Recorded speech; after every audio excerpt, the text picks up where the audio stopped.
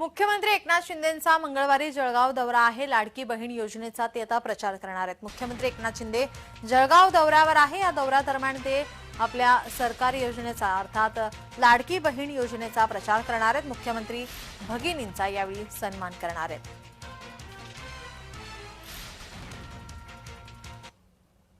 याचा आढावा घेतला आमचे प्रतिनिधी जुगल पाटील यांनी। पाहूयात।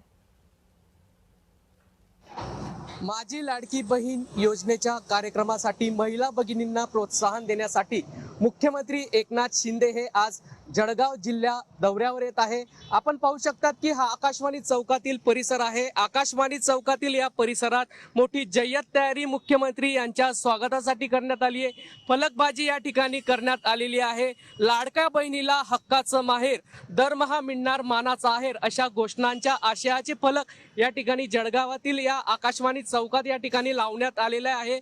आणि जवळपास 5.5 लाख महिलांनी माझी लाडकी बहीण योजनेचे अर्ज या ठिकाणी भरले होते आणि त्याच माध्यमातून या ठिकाणी या महिला भगिनींना या योजनांचा लाभ देण्यात येणार आहे।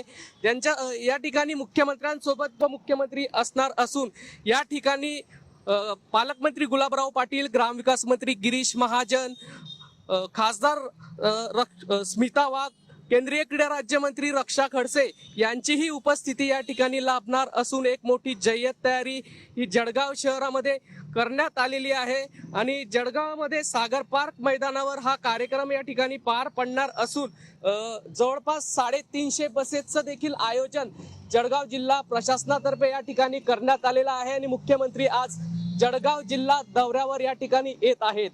जुगल पाटील, जय महाराष्ट्र न्यूज, जळगाव।